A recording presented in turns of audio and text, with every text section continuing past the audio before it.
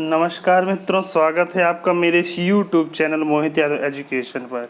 इस चैनल पर मैं आपको मैकेनिकल इंजीनियरिंग संबंधित विभिन्न प्रकार के सब्जेक्ट्स के क्वेश्चन सॉल्व कराता हूं, जो कि आपको इस प्रकार के होने वाले एग्ज़ाम्स जैसे NHPC, यूपी आर्मिनल, UPPSC या अन्य विभिन्न प्रकार के एग्ज़ाम्स में आपके लिए काफ़ी हेल्पफुल होते हैं। अभी तक मैंने अनेक विषयों जैसे thermodynamics, boiler, heat transfer, fluid mechanics और theory of machine, design of machine, सभी कुछ सब्जेक्ट से क्वेश्चन सॉल्व करा दिए हैं। अभी जो मैं क्वेश्चन सॉल्व करा रहा हूँ वो है मैन्युफैक्चरिंग एंड प्रोडक्शन से संबंधित क्वेश्चन सॉल्व करा रहा हूँ। यदि आप इसके पहले के वीडियोस देखना चाहते हैं तो उसका लिंक मैंने डिस्क्रिप्शन में दे रखा है, तो आप उस प्लेलिस्ट पर क्लिक करके वो सारे वीडियोज़ देख सकते हैं। तो शुरू करते हैं आज का टॉपिक। आज जो मैं क्वेश्चन सॉल्व कराने जा रहा हूँ वो है प्रोडक्शन एंड मैन्युफैक्चरिंग के चैप्टर मशीन टूल ऑपरेशंस के। इसके पहले इस चैप्टर से कुछ पार्ट हो चुके हैं, ये उसका अगला पार्ट है, तो उसी में क्रम का से शुरू कर रहा हूँ। तो पहला क्वेश्चन जो आपके सामने है वो है the correct sequence of element of 84-1 HSS tool is. इन्होंने सीधे सीधे पूछा है कि जो 84-1 HSS टूल होता है, हाई स्पीड स्टील टूल होता है, उसमें जो एलिमेंट होते हैं उनका क्रम क्या होता है। तो देखिए इसमें क्या है, सबसे पहले याद रखिए जो 84-1 स्टील होता है, जो 84-1 लिखा हुआ है इस प्रकार से, ठीक, 84-1 स्टील, ठीक। इसमें जो लिखा हुआ है इसका क्या मतलब है? इसका मतलब होता है इसमें 18% क्या होता है, इसमें 18% टंगस्टन होता है। क्या होता है ये 18%? क्या बता रहा है कि 18% टंगस्टन होता है, 4% क्या होता है, क्रोमियम होता है, और जो 1% होता है वो क्या होता है, वेनेडियम होता है, ठीक। तो सीधे सीधे इस क्वेश्चन में अक्सर एग्जाम में ये भी आ जाता है निम्नलिखित में हाई स्पीड स्टील टूल का कंपोजिशन क्या है। तो 84-1 टूल याद रख लीजिए, वो अक्सर एग्जाम में आता है, उसको आपको सीधे सीधे टिक लगा दीजिए 84-1 स्टील, ठीक। इस क्वेश्चन में उन्होंने क्रम पूछा है कि निम्नलिखित में क्या क्रम होता है इसके एलिमेंट का। तो इसके एलिमेंट का क्रम क्या होता है, टंगस्टन, उसके बाद क्रोमियम और वेनेडियम। तो ये क्रम कहाँ दिया, ये क्रम ए में दिया हुआ, तो इसका आंसर क्या हो जाएगा, इसका आंसर हो जाएगा ए, ठीक। तो the correct sequence of the element in of 84-1 steel क्या हो जाएगा, ए, ऑप्शन इसका ए। अगला क्वेश्चन ले लेते हैं। अगला क्वेश्चन है in milling machine the cutting tool is held in position by, ठीक है। इन्होंने पूछा है कि कटिंग मतलब मिलिंग मशीन में जो कटिंग टूल होता है, मतलब हम लोग उनका जो मिलिंग कटर होता है, कटिंग टूल कहिए या मिलिंग कटर कहिए, उसको अपनी पोजीशन में किस प्रकार से रखा जाता है, मतलब टूल को किस में हेल्ड किया जाता है, सीधे सीधे पूछा इन्होंने। तो देखिए चक में क्या किया जाता है, चक में हम लोग जब लेथ पे वर्क कर रहे होते हैं तब जॉब को इसमें होल्ड किया जाता है। इसमें क्या किया जाता है, इसमें जॉब को इसमें होल्ड किया जाता है, उसे चक कहते हैं, ठीक। स्पिंडल क्या होता है, स्पिंडल क्या होता है, मेन जो स्पीड देता है वो लेथ के चक को, उसके अलग स्पिंडल को, तो उसे स्पिंडल कहते हैं। ये अलग अलग स्पीड पे होता है, गियर बॉक्स पे डिपेंड करता है। तो ये लेथ के उस पर डिपेंड करता है, लेथ में, या फिर सीधे सीधे कहिए कि जिस चीज़ को भी हम लोग रोटेशन देते हैं, उसको रोटेशन देने के लिए वो जिस शाफ्ट से कनेक्टेड होता है उसको लोग क्या कहते हैं, उसको स्पिंडल कहा जाता है। आर्बर, ये इसका आंसर है। जो मिलिंग मशीन में ध्यान रखिए, टूल को हेल्ड करने के लिए जो पार्ट यूज़ किया जाता है उसको कहते हैं आर्बर कहा जाता है, उसको क्या कहा जाता है, आर्बर कहा जाता है। इस क्वेश्चन को याद रख लीजिए, अक्सर सीधे सीधे क्वेश्चन आता है, आपको सीधे सीधे आंसर लगाना है। टूल होल्डर किसे कहते हैं, टूल होल्डर लेथ में होता है जिसमें हम लोग टूल को होल्ड करते हैं। कभी कभी उन लेथ में हम लोग टरेट का भी यूज़ करते हैं टूल होल्ड करने के लिए। लेकिन मिलिंग मशीन के लिए इन्होंने पूछा, मिलिंग मशीन में टूल को हेल्ड करने के लिए क्या यूज़ किया जाता है, तो मिलिंग मशीन में टूल को होल्ड करने के लिए आर्बर का इस्तेमाल किया जाता है। अगला क्वेश्चन ले लेते हैं। अगला क्वेश्चन दिया है इन्होंने, the rake angle of a cutting tool is 15 degrees, ठीक। मतलब जो रेक एंगल है कटिंग टूल का वो 15 डिग्री है। उसके बाद दिया है the shear angle 45 degree, shear angle जो दिया है वो कितना दिया है, 45 डिग्री दिया है। और cutting velocity is 35 metre per minute, जो कटिंग वेलोसिटी दिया है वो 35 मीटर पर मिनट दिया है। What is the velocity of the chip along the tool face, जो उन्होंने पूछा है कि चिप की वेलोसिटी क्या है, ठीक। तो देखिए मैंने अभी इसके पहले जब एक पिछले वाले चैप्टर में क्वेश्चन सॉल्व करा रहे थे तो मैंने उसमें आपको एक फार्मूला बताया था जिसमें क्या था कि वी सी जो चिप की वेलोसिटी आई थी वो कितनी आई थी, वो इक्वल टू आ गई थी V sine phi divided by cos phi minus alpha, ये आई थी, ये फार्मूला आया था। तो इसमें वी सी क्या था, वी सी चिप की वेलोसिटी थी, वी सी क्या है, चिप की वेलोसिटी हमको निकालनी है। वी एस क्या था, या सिंपली वी एस, वी क्या था, वी उसका कटिंग स्पीड थी। फाई एंगल क्या था, फाई एंगल शियर एंगल था, और अल्फा क्या था, रेक एंगल। तो सीधे सीधे इस फार्मूले हम लोग रख सकते हैं। तो इस फार्मूले रखिए तो क्या हो जाएगा, अन्य पूछा है चिप की वेलोसिटी क्या है, वी सी, तो वी इक्वल टू वी की वैल्यू कितनी है 35 metre per minute into sine phi, यहाँ फाई की वैल्यू क्या है, शियर एंगल मतलब 45 डिग्री, तो sine 45 degree divided by cos phi minus alpha, तो फाई कितना है 45 माइनस अल्फ़ा कितना है 15 डिग्री। ठीक, तो इसको सॉल्व कर दीजिए तो जाएगा 35। साइन 45 की वैल्यू कितनी है, साइन 45 की वैल्यू होती है 1/√2 रख दीजिए डिवाइडेड बाय, तो कॉस की हो जाएगा 45 माइनस 15 कितना हो जाएगा 30, तो कॉस 30 की वैल्यू कितनी होती है √3/2। तो इसको आप सॉल्व कर दीजिए, इसको आप सॉल्व करेंगे तो आप पाएंगे इसकी वैल्यू जो आ जाएगी लगभग 70 डिवाइडेड बाय √6, और ये वैल्यू हो जाएगी 28.5 मीटर पर मिनट, इसका आंसर हो जाएगा। तो इसका आंसर क्या हो जाएगा 28.5 मीटर पर सेकेंड, तो इसका आंसर हो जाएगा ए, इसका आंसर क्या हो जाएगा ए। अगला क्वेश्चन ले लेते हैं। ठीक, तो देखिए ये जो है, ये जो फार्मूला मैंने आपको बताया था कि टूल मतलब कटिंग स्पीड और चिप की वेलोसिटी दोनों में क्या रिलेशन है, तो उसी रिलेशन में हमने इस क्वेश्चन को सॉल्व किया है। अगला क्वेश्चन ले लेते हैं। अगला क्वेश्चन है, a medium carbon steel working is turn on a lathe at 15 metre per minute, मतलब ये जो दिया है कटिंग वेलोसिटी वी दिया हुआ है कि इस वेलोसिटी पे इसकी टर्निंग की जा रही है, कटिंग स्पीड।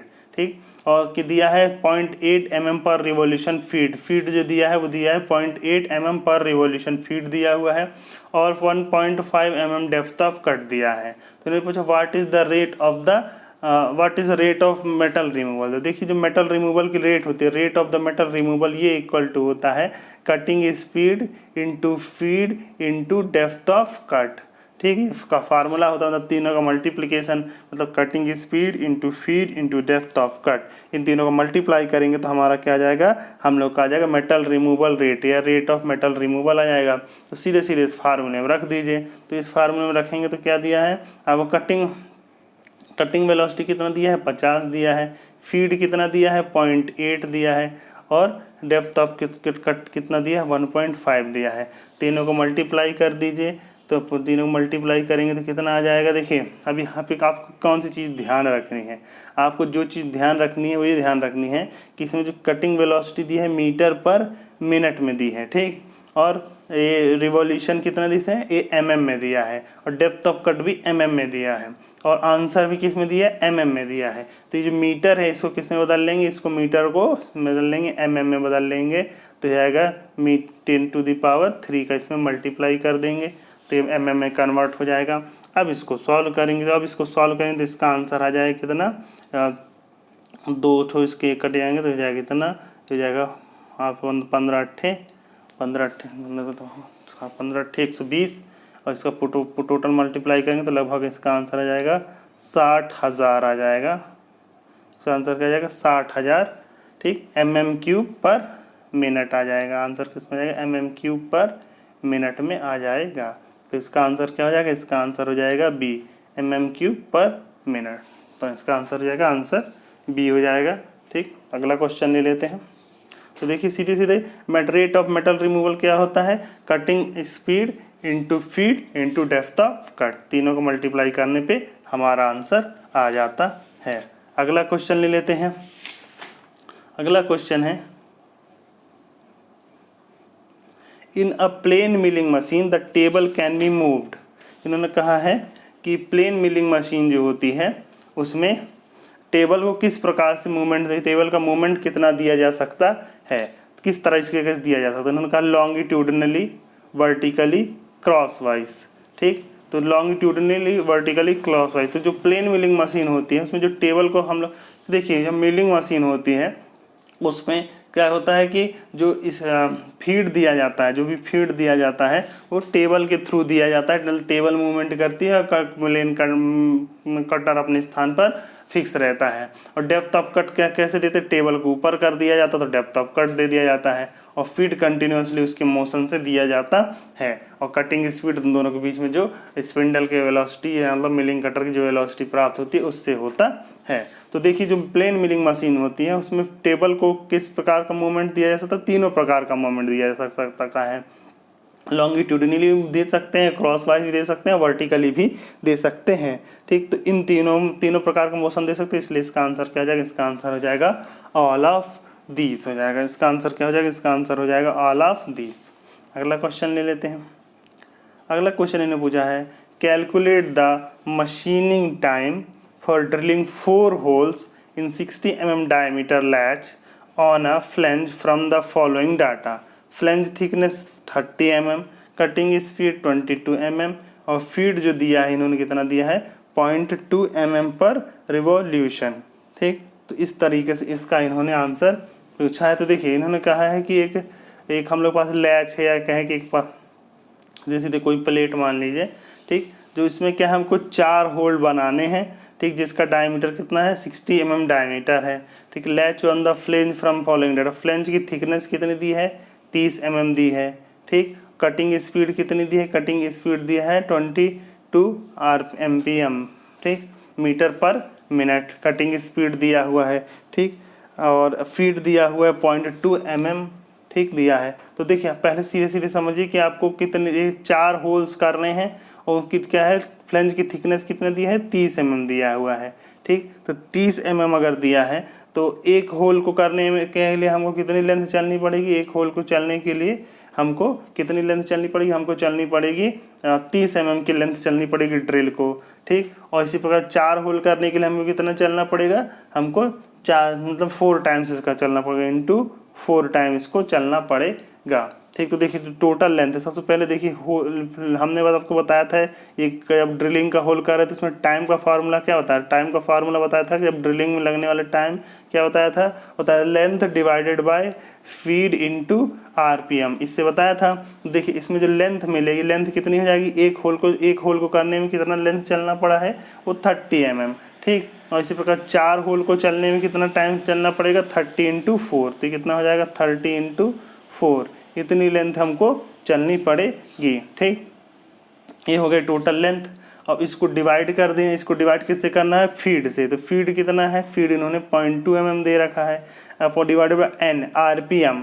तो RPM कैसे निकालेंगे, देखिए n RPM की वैल्यू निकालने के लिए हमको क्या करना पड़ेगा, RPM देखिए यहाँ पे कटिंग स्पीड दिया है मीटर पर मिनट में दिया हुआ है, तो हम जानते हैं कटिंग स्पीड जो होता है, cutting speed V equal to होता है π/d/n/60, ये फार्मूला होता है। ठीक, तो इसमें रख दीजिए, तो V की वैल्यू कितने दिया हुआ है 22 दिया हुआ है, और पाई इंटू डी मतलब होल का डायमीटर कितना दिया है 60 mm दिया है, इंटू 60। ठीक, इंटू n हमको निकालना है डिवाइडेड बाय 60। ठीक, डिवाइडेड बाय 60 n की वैल्यू। अब देखिए यहाँ पे फीड तो मीटर पर मिनट में दिया हुआ है, जबकि होल का डायमीटर कितना mm में दिया है, तो इसमें इंटू 10⁻³ कर लेंगे, इसमें क्या करेंगे 10⁻³ कर लेंगे। तो इसको जब सॉल्व करेंगे तो इससे n की वैल्यू निकाल आएगी, इससे क्या निकाल आएगी, n की वैल्यू निकाल आएगी, जिसकी वैल्यू हो जाएगी 438 RPM, जिससे n की वैल्यू क्या हो जाएगी 438 RPM हो जाएगी। अब हमको निकाल लेना टाइम फार्मूला रख लेंगे, तो टाइम में हमने क्या फार्मूला था L/F अब डिवाइडेड बाय n। तो L की वैल्यू कितनी है, L की वैल्यू इन्होंने दे रखी है, एक होल कितना है 30 mm का है, 4 होल कितना हो जाएगा 30 × 4 के हो जाएंगे, कितने हो जाएंगे 30 × 4। फीड कितना दिया है 0.2 mm, 0.2 इंटू क्या हो जाएगा, इंटू क्या दिया है n की वैल्यू अभी हमने निकाली 438 निकाली, कितनी निकाली हमने 438। तो इसको आप सॉल्व कर दीजिए। ठीक, इसको आप सॉल्व कर दीजिए, कितना आंसर आ जाएगा, इसका आंसर आ जाएगा लगभग, इसका जो आंसर आएगा आपको मिनट में आएगा। मिनट में क्यों आएगा, क्योंकि लेंथ तो mm में है, फीड भी क्या है पर रिवॉल्यूशन में, mm पर रिवॉल्यूशन में है, और जो ये है ये rpm में है। ठीक, तो इसका जो आंसर आ जाएगा वो मिनट में आएगा। तो इसको सॉल्व करेंगे तो आपका जो लगभग आंसर आ जाएगा, जो टाइम की वैल्यू आ जाएगी वो आ जाएगी लगभग 1.58 के आसपास आ जाएगी, इतने मिनट के आसपास आ जाएगी। तो देखिए यहाँ पे आंसर दिया है 1.9, 1.6, तो सबसे नज़दीक का जो आंसर है वो क्या हो जाएगा 1.6 इसका आंसर हो जाएगा। तो इसका आंसर क्या हो जाएगा, इसका आंसर हो जाएगा बी। इसका आंसर क्या हो जाएगा, बी। तो अगला क्वेश्चन लेते हैं, तो समझ में आ गया होगा आपको। तो जब भी देखिए जब भी हम ड्रिलिंग करते हैं, ड्रिलिंग के लिए जो फार्मूला है कटिंग टाइम का, यानी ड्रिलिंग में कितना समय लगता है, सीधा सीधा फार्मूला है लेंथ, कितनी लेंथ ट्रैवल की गई है divided by feed into N, RPM, जिस आरपीएम पे वो घूम रहा हो। किस आरपीएम का प्रयोग कैसे करेंगे, इस आरपीएम का प्रयोग करेंगे, उसके लिए कर देंगे पाई dn/60 का प्रयोग करते हुए हम लोग उसकी ड्रिलिंग कर देंगे। तो इस प्रकार से हम लोग इसको सॉल्व कर सकते हैं। इसके बाद अगला क्वेश्चन ले लेते हैं। चलिए अगला क्वेश्चन है the cutting speed of milling cutter while cutting brass. इन्होंने कहा ब्रास की कटिंग के समय हम लोग क्या करते हैं, मिलिंग कटर की स्पीड कितनी रखते हैं। तो देखिए अलग अलग मटेरियल की कटिंग के समय क्या होता है, अलग अलग ध्यान रखना होता है। तो इसमें कुछ की याद कर लीजिए, सभी के याद नहीं किए जा सकते हैं। तो देखिए जो मोस्टली अगर हम लोग ये मान के चलें कि जो मिलिंग कटर है वो हाई स्पीड स्टील का बना हुआ है, तो उस कंडीशन में जो कटिंग स्पीड रखी जाती है अलग अलग मटेरियल की, वो इस प्रकार से रखी जाती है।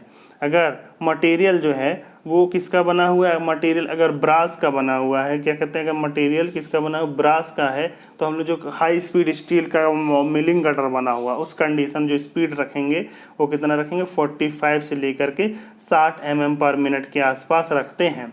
और अगर मटेरियल कास्ट आयरन का बना हुआ, मटेरियल किसका बना हुआ, कास्ट आयरन का बना हुआ है, तो हम लोग जो स्पीड रखेंगे वो लगभग 21 से लेकर के 30 मीटर पर मिनट के आसपास रखते हैं। और अगर ब्रॉन्ज का बना होता है, किसका बना होता है, ब्रॉन्ज का बना होता है, तो इसकी जो स्पीड रखते हैं वो लगभग 24 to 45 mm पर मिनट रखते हैं।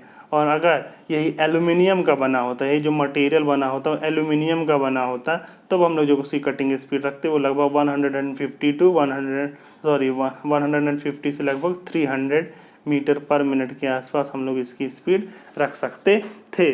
तो इस प्रकार से अगर हाई स्पीड स्टील का मेटल में कटिंग मिलिंग कटर है, तो उसके आधार पर अगर हम लोग मेटल को कट करना चाहें तो हम लोग क्या क्या स्पीड रखनी पड़ेगी। तो ये जो है इसमें क्या पूछा, इसमें ब्रास का पूछा। तो ब्रास का के लिए कितना हो जाएगा, ब्रास के लिए मैंने आपको बता दिया कि लगभग 45 से 60 mm पर मिनट होता है। तो इसका आंसर क्या हो जाएगा, इसका आंसर हो जाएगा ए। तो इसका आंसर क्या हो जाएगा, ए। अगला क्वेश्चन ले लेते हैं। अगला क्वेश्चन इन्होंने पूछा है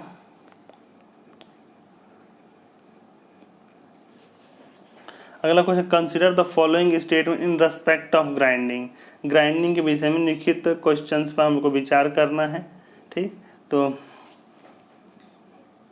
क्वेश्चन है कि consider the following statement in respect of grinding. Grinding में लिखित विषय में निम्नलिखित कथनों पर विचार कीजिए।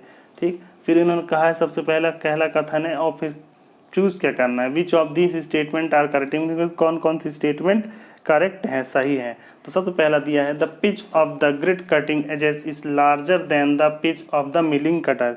इन्होंने कहा है कि जो ग्राइंडिंग में हम लोग का ग्रिट उसके जो कटिंग एज का पिच है वो मिलिंग कटर के पिच से अधिक होता है। तो पहला कथन ये गलत है। क्यों गलत है मैं बता देता हूँ। जैसे मान लीजिए ग्राइंडिंग व्हील है और ये हम लोग का मिलिंग कटर है, तो मिलिंग कटर में क्या हो, जो टूथ होते हैं, ठीक, वो निश्चित दूरी पर ही फिक्स होते हैं, मतलब उनका जो पिच होता है वो एकदम फिक्स होता है जितनी दूरी पर होंगे।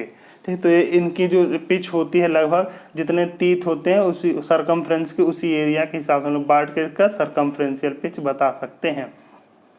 जबकि जो ग्राइंडिंग व्हील होता है उसमें जो अब्रेसिव होते हैं बहुत अधिक मात्रा में इस प्रकार से रैंडमली डिस्ट्रीब्यूट होते हैं। ठीक, तो इसमें जो पिच होता है वो काफ़ी कम कह सकते हैं, और वो पिच की कोई निश्चित वैल्यू नहीं होती, वो लगातार बदलती रहती है। लेकिन इसमें जो पिच की वैल्यू काफ़ी कम होती है, मतलब एक ग्रिट के बाद जो अगला ग्रिट है उसके बीच में डिस्टेंस काफ़ी कम है, जबकि इसमें एक तीत के बाद जो दूसरा तीत है उसके बीच में डिस्टेंस काफ़ी ज़्यादा होता है। तो हम कह सकते हैं कि जो मिलिंग कटर होता है, मिलिंग कटर में मिलिंग कटर का जो पिच होता है वो बहुत अधिक होता है, जो ग्राइंडिंग व्हील का पिच होता है काफ़ी कम होता है। तो पहला कथन इन्होंने कहा है कि the pitch of the grid cutting edges is larger than the pitch of the milling cutter. मतलब जो ग्रिट है, ठीक, जो समझ लीजिए अब्रेसिव होता है उसी ग्रिट कहा जाता है, ठीक। तो जो ग्रिट है मतलब जो उसके टुकड़े होते हैं उसको ग्रिट कहा जाता है। जो टुकड़े हैं, अगर जो टुकड़े हैं उनको उनका जो पिच है ग्राइंडिंग व्हील का वो क्या है, अधिक होता है। तो ये कथन क्या है, गलत है। क्यों? क्योंकि उसका पिच काफ़ी कम होता है, क्योंकि मिलिंग कटर का पिच काफ़ी अधिक होता है।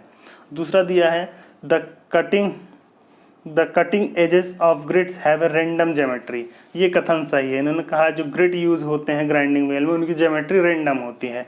क्यों? क्योंकि उसमें अब्रेसिव को, जैसे अब्रेसिव कैसे छोटे छोटे टुकड़े होते हैं वो कुछ इस तरह से हैं, कुछ किसी ज्योमेट्री ऐसी है, किसी की ज्योमेट्री एकदम नुकीली है, कोई ज्योमेट्री इस प्रकार से है। तो क्या है कि उसमें क्या है, छोटे छोटे अब्रेसिव के टुकड़े हैं और ये टुकड़े सिर्फ बॉन्ड के साथ मिक्स करके उसको सेट कर दिया गया है, तो ग्राइंडिंग व्हील बन गया है। तो इसमें क्या है, जो सीधे सीधे कह सकते हैं कि इसमें जो ग्रिट होते हैं उनकी कोई निश्चित ज्योमेट्री नहीं होती। इसी प्रकार सिंगल पॉइंट कटिंग टूल के हमने एक ज्योमेट्री बना के दिखाई थी कि ये वाला एंगल ये रेक एंगल है, ये वाला एंगल क्लियरेंस एंगल है। लेकिन जो इसमें ग्राइंडिंग व्हील की उसकी कोई निश्चित ज्योमेट्री नहीं होती है, तो वो कैसे रैंडम ज्योमेट्री के होते हैं। तो दूसरा कथन सही हो गया। तीसरा हो गया the size of the chip cuts is very small for grinding.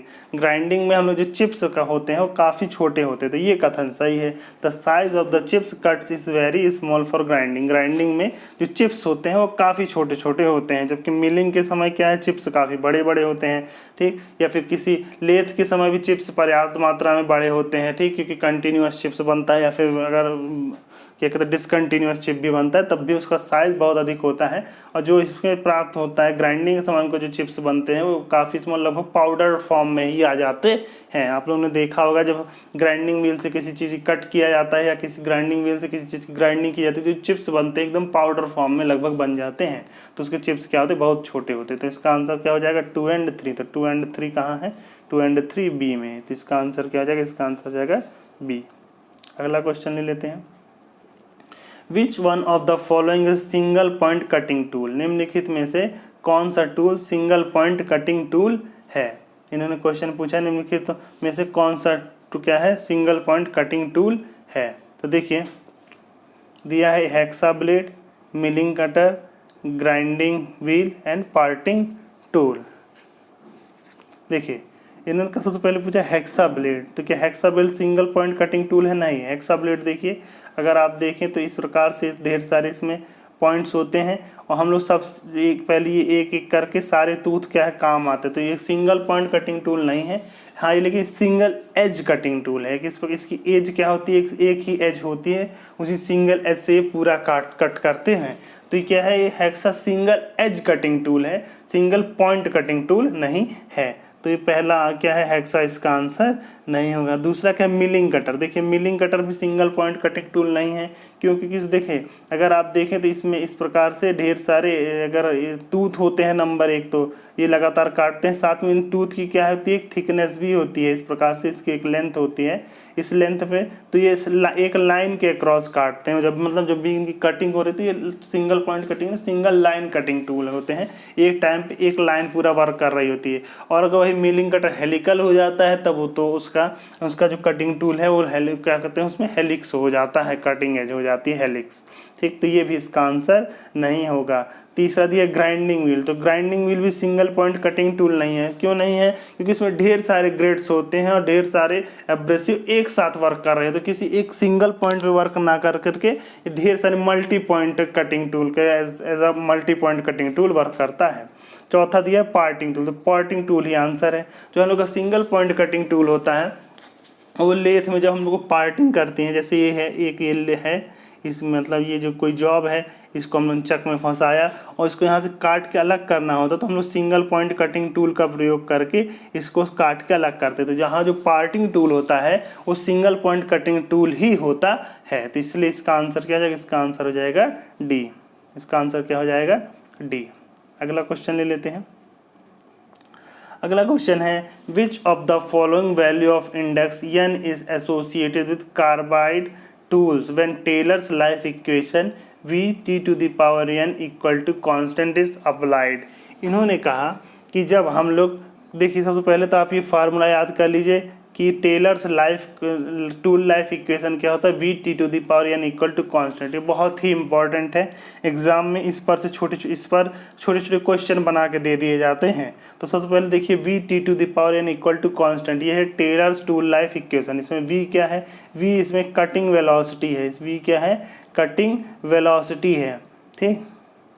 और T क्या है, T है टूल लाइफ है, क्या है, टूल लाइफ। अब लेकिन देखिए इन दोनों में इम्पॉर्टेंट क्या है, इन दोनों में इम्पॉर्टेंट आपको ये याद रखना है कि इसमें जो टाइम आता है, टाइम टी, ये मिनट में आता है। टाइम टी किस में आता है, टाइम टी जो आता है ये मिनट में आता है। और जो आपकी कटिंग वेलोसिटी आती है, जो आपकी कटिंग वेलोसिटी आती है वो हमेशा मीटर पर मिनट में आती है। किस में आती है, मीटर पर मिनट में आती है, ठीक।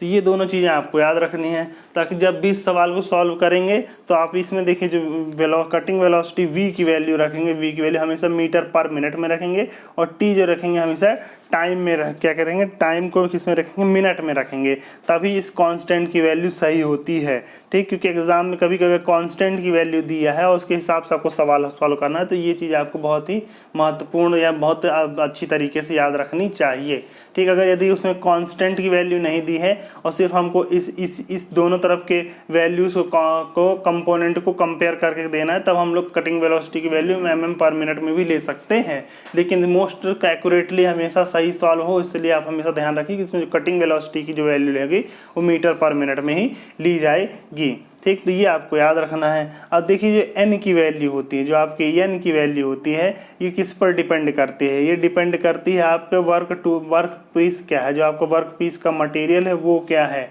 ठीक। साथ में आपको ये भी इस पर भी डिपेंड करती है कि आपके टूल का मटेरियल क्या है, टूल का मटेरियल क्या है, ठीक।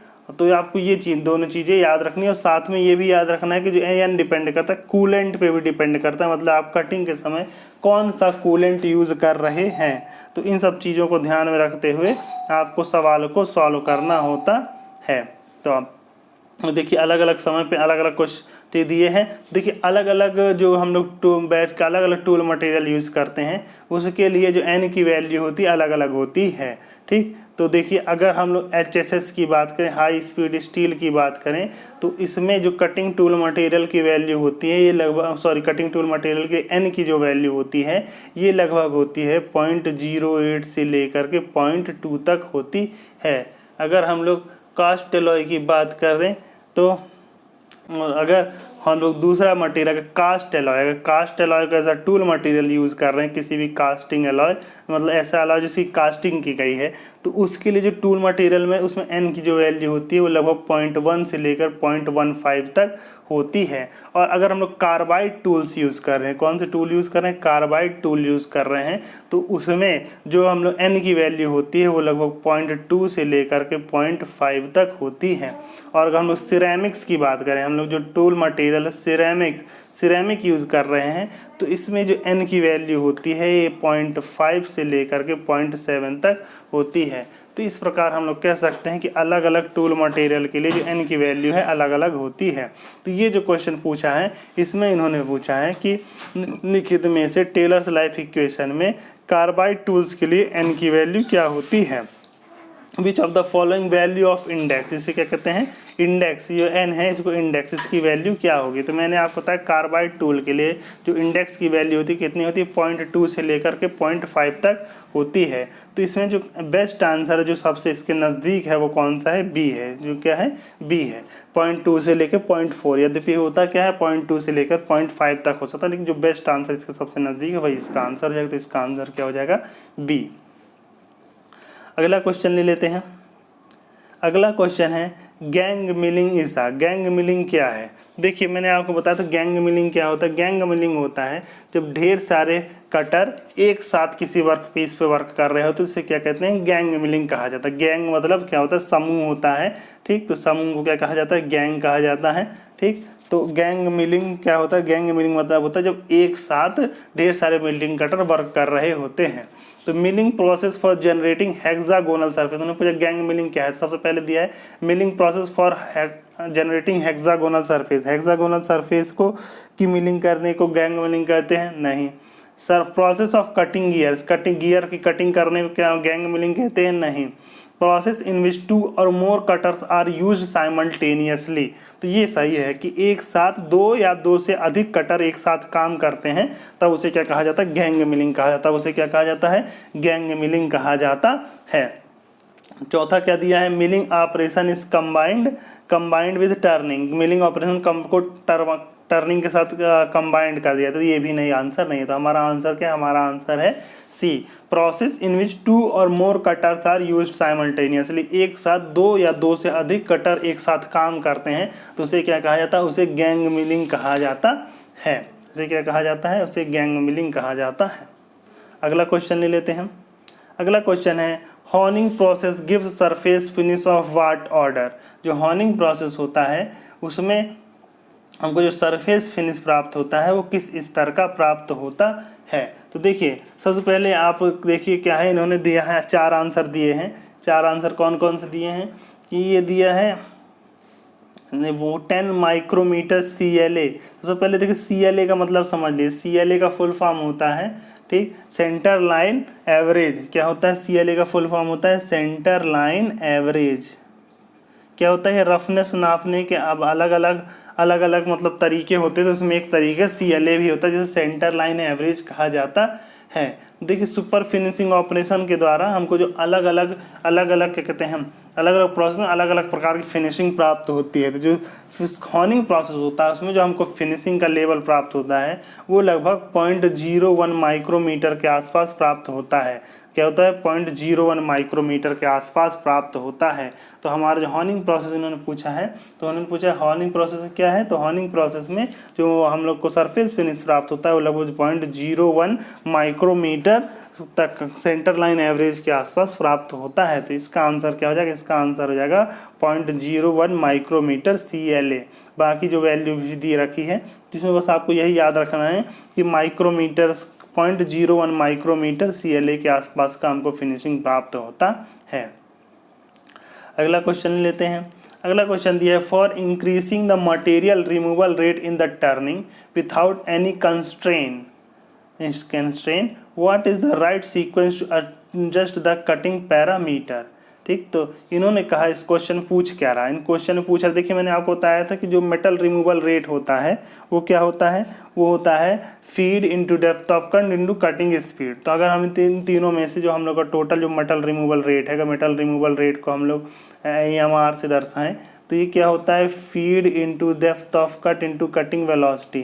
तो इसमें से अगर किसी की भी वैल्यू बढ़ेगी तो मेटल रिमूवल रेट क्या है? बढ़ जाएगा। तो इसमें सीधे सीधे पूछ रहा है इन तीनों में पे किस पैरामीटर को किस क्रम में बढ़ाने पे मतलब मेटल रिमूवल रेट बढ़ जाता है। मतलब कहने का एक क्वेश्चन है कि इन तीनों में किसका इफेक्ट सबसे ज़्यादा होता है, निम्नलिखित को उसी क्रम में व्यवस्थित करना है। तो इन्होंने पूछा है कि मेटल रिमूवल रेट को बढ़ाने के लिए टर्निंग के समय, ठीक, what is the right sequence to adjust the cutting parameter. निम्नलिखित में से किस पैरामीटर को पहले एडजस्ट करना चाहिए, फिर उसके बाद दूसरे को एडजस्ट करना चाहिए, उसके बाद तीसरे को, उसके बाद चौथे को। ठीक, तो इस क्रम को इन्होंने पूछा है। तो देखिए अगर हमको मेटल रिमूवल रेट बढ़ाना होता है तो सबसे पहले हम लोग उसके डेप्थ ऑफ कट को एडजस्ट करते हैं। किसको करते हैं? डेप्थ ऑफ कट को एडजस्ट किया जाता है। उसके बाद उसकी फीड को एडजस्ट किया जाता है। उसके बाद उसकी स्पीड को एडजस्ट किया जाता है। देखिए जो स्पीड होती है ये मोस्टली डिपेंड करती है कि हम लोग किस मटेरियल की कास्टिंग की टर्निंग कर रहे हैं और हम लोग कटिंग टूल मटेरियल क्या है। तो इसको सबसे अधिक अब आखिरी में एडजस्ट किया जाता है क्योंकि इसको एडजस्ट करने के लिए हमको स्पिंडल स्पीड भी एडजस्ट करनी होती है। डेप्थ ऑफ कट हम हर स्ट्रोक में हम लोग का डेप्थ ऑफ कट अपनी तरफ से हम लोग देते हैं, तो उस डेप्थ ऑफ कट को सबसे पहले हम लोग अपनी तरफ से एडजस्ट कर सकते हैं। और फीड क्या है? फीड यहाँ से लगातार इसको मोशन दिया जा रहा होता है। ठीक, अगर ऑटोमेटिक लेथ है तब तो अपने आप फीड लेती है, अगर ऑटोमेटिक लेथ नहीं है तो हम लोग अपनी तरफ से जो मैनुअल लेथ पे जब कम करते हैं तो अपनी तरफ से वर्क करते हैं। तो जो हमको मेटल रिमूवल रेट बढ़ाना होता है तो सबसे पहले हम लोग डेप्थ ऑफ कट को बढ़ाते हैं, उसके बाद फीड को बढ़ाते हैं और तीसरे नंबर पे स्पीड को बढ़ाने की प्रायोरिटी रखी जाती है। तो इसका आंसर क्या है? इसका आंसर हो जाएगा 3, 2, 1। तो इसका आंसर आंसर क्या हो जाएगा, इसका आंसर हो जाएगा सी, 3-2-1। अगला क्वेश्चन ले लेते हैं। अगला क्वेश्चन है during machining excess metal is removed in the form of chips. इन्होंने कहा है मशीनिंग के समय जो एक्सेस मटेरियल होता है वो क्या होता है, वो एज अ चिप्स के फॉर्म में बाहर निकलता है in the case of turning of lathe. ठीक, तो लेथ में जब हम टर्निंग कर रहे होते हैं तो उस वक्त एक्सेस मटेरियल इस एक्सेस मटेरियल किस फॉर्म में चिप्स के फॉर्म में निकलता है। Which are the following is correct, निम्नलिखित में से कौन कौन से कथन सही है। ठीक, तो इन्होंने क्वेश्चन आंसर दिया हुआ है कि कंटिन्यूअस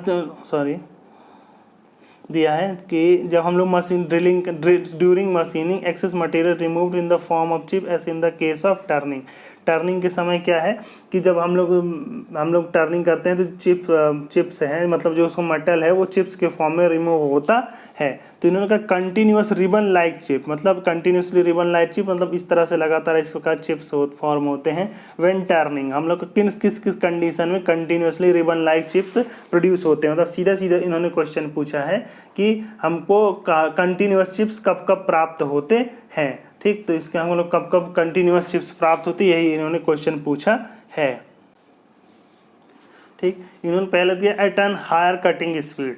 हाँ, तो ये कथन सही है। जब हम लोग क्या है सीधे समझिए कि जब हम लोग स्पीड अधिक रखते हैं तो हमको जो चिप्स प्राप्त होती है कंटिन्यूअस चिप्स प्राप्त होती है।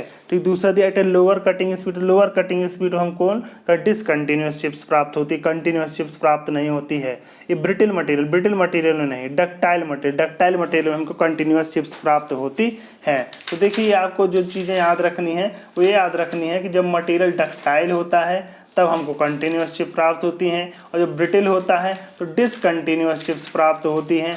ठीक, जब स्पीड अधिक होती है तो कंटिन्यूअस चिप्स प्राप्त होती हैं, और जब स्पीड कम होती है तो डिसकंटिन्यूअस चिप्स प्राप्त होती हैं। ठीक, और भी चीज़ें याद रख लीजिए कि जब हम लोग डेप्थ ऑफ कट देते हैं वो अगर कम होता है तो कंटिन्यूअस चिप्स प्राप्त होती हैं, अगर डेप्थ ऑफ कट अधिक होता है तो डिसकंटिन्यूअस चिप्स प्राप्त होती हैं। अगर फीड को अगर हम लोग कम रखते हैं तो क्या होता है, तो हमको कंटिन्यूअस चिप्स प्राप्त होती हैं, और अगर हम लोग फीड को अधिक कर देते हैं तो डिसकंटिन्यूअस चिप्स प्राप्त होती हैं। तो इन चीज़ों को आपको याद रखना है। ठीक, तो इस क्वेश्चन के हिसाब से इन्होंने पूछा कंटिन्यूअस चिप्स कब कब प्राप्त होती है। कंटिन्यूअस चिप्स प्राप्त होती हैं जब हाई कटिंग स्पीड होती है और डक्टाइल मटेरियल होता है। तो इस कंडीशन में हमको क्या प्राप्त होती है, हमको कंटिन्यूअस चिप्स प्राप्त होती है। इसका आंसर क्या हो जाएगा 1 और 4, तो इसका आंसर हो जाएगा 1 और 4, तो इसका आंसर हो जाएगा बी। इसका आंसर क्या हो जाएगा बी। अगला क्वेश्चन ले लेते हैं। अगला क्वेश्चन है what is the number of jaw in self centred chuck. Self centred chuck में नंबर ऑफ जॉज कितने होते हैं। देखिए, तो जो 3 जा चेक होता है वो सेल्फ सेंटर्ड चेक होता है, तो इसका आंसर हो जाएगा 3। ये सीधे याद रख लीजिए। मतलब देखिए, जब हम लोग लेथ पे जॉब को एडजस्ट कर रहे होते हैं तो उसमें क्या होता है, इस प्रकार से अगर हम लोग फ्रंट में देखें तो इस प्रकार से 3 जा चक जो होता है उसमें इस प्रकार से 3 जा होते हैं, और इनको ये क्या होते हैं सेल्फ सेंटर्ड होते हैं। मतलब इसमें हमको सेंटरिंग करने की आवश्यकता नहीं होती। हम लोग किसी एक जॉ को अगर नज़दीक लाते हैं तो अपने आप तीनों जॉ नज़दीक आते हैं, और एक जॉ को अगर दूर ले जाते हैं तो अपने आप बाकी दोनों जॉ भी एक दूसरे से दूर जाते रहते हैं। तो इसको क्या कहा जाता है, ये सेल्फ सेंटर्ड चेक होता है। जबकि इसके अलावा जो 4 जा चेक होता है इस प्रकार से होता है, उसमें 4 जॉस होते हैं। ठीक, तो उसमें क्या है, हम लोग को सबको बारी बारी एडजस्ट करना होता है कि कम ज़्यादा करके फिर उसको जो आपको सेंटर पे लाना होता है।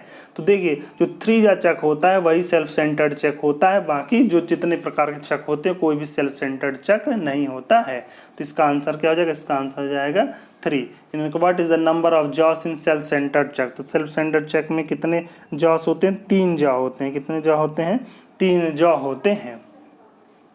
अगला क्वेश्चन लेते हैं। अगला क्वेश्चन है which one of the following is not used as abrasive material in grinding wheel. Grinding wheel में अब्रेसिव मटेरियल के रूप में निम्नलिखित में से किसका प्रयोग नहीं किया जाता है। ठीक, तो किसमें से किसका प्रयोग नहीं किया जाता ये पूछा इन्होंने। तो मैंने आपको बताया था कि ग्राइंडिंग व्हील में किस चीज़ का प्रयोग करते हैं, विच इज उन्होंने पूछा अब्रेसिव मटेरियल के रूप में। हमने आपको बताया था कि किसका प्रयोग करते हैं ग्राइंडिंग व्हील में, कटिंग एब्रेसिव के रूप में हम लोग यूज़ करते हैं। कार्बाइड टूल्स यूज़ कर सकते हैं, तो इसमें सीमेंटेड कार्बाइड यूज़ कर सकते हैं, साथ में सिलिकॉन कार्बाइड यूज़ कर सकते हैं।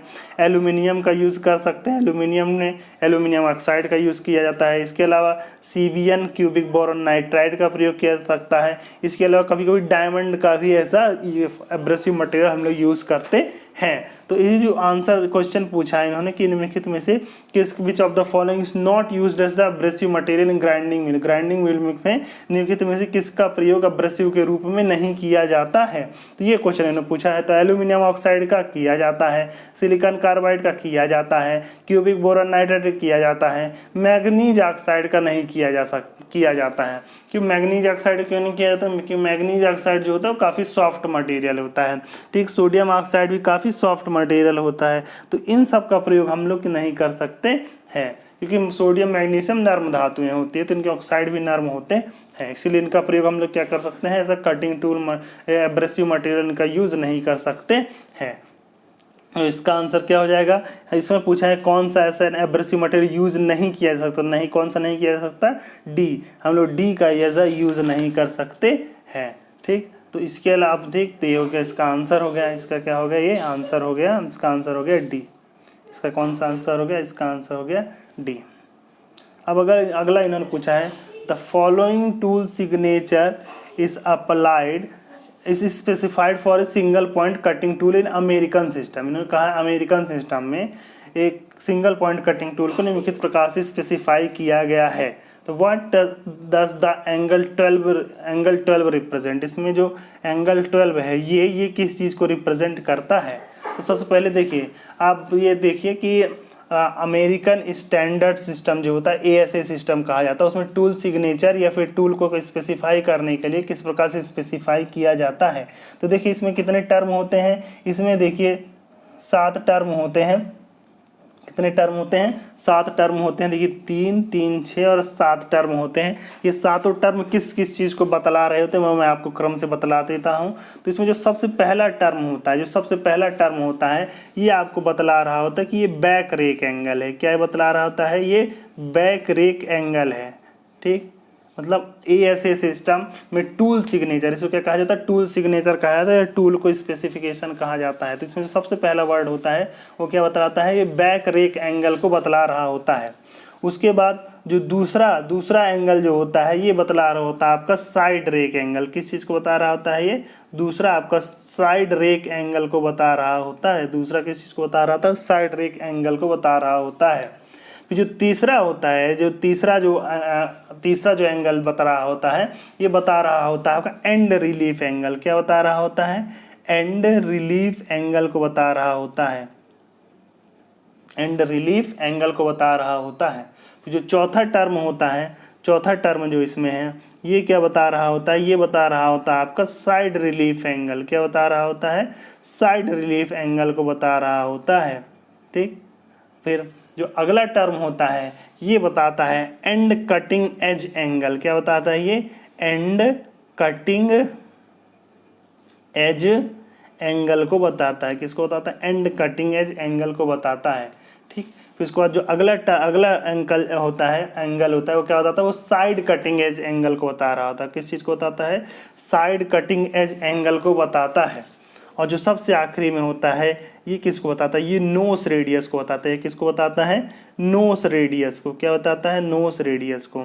तो इस प्रकार से हम लोग कह सकते हैं जो अमेरिकन स्टैंडर्ड होता है, अमेरिकन स्टैंडर्ड जो ASA सिस्टम कहा जाता है, उसमें जो टूल सिग्नेचर होता है उसका क्रम क्या होता है? उसका क्रम होता है पहले बैक रेक एंगल, फिर साइड रेक एंगल, फिर एंड रिलीफ एंगल, फिर साइड रिलीफ एंगल, फिर एंड कटिंग एंगल, फिर side cutting edge angle, then nose radius. तो इस प्रकार 7 टर्म से मिलकर के ये बना होता है।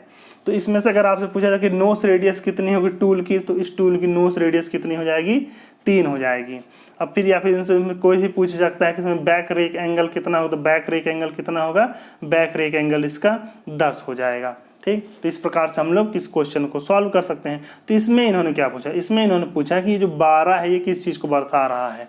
ठीक, जो दूसरा टर्म जो यहाँ पे 12 है ये किस चीज़ को दर्शा रहा है? तो मैंने बताया था जो दूसरा टर्म होता है क्या दर्शाता है? साइड रेक एंगल को दर्शाता है। किस चीज़ को दर्शाता है? साइड रेक एंगल को। तो इसका आंसर क्या हो जाएगा? इसका आंसर होगा साइड रेक एंगल। बी।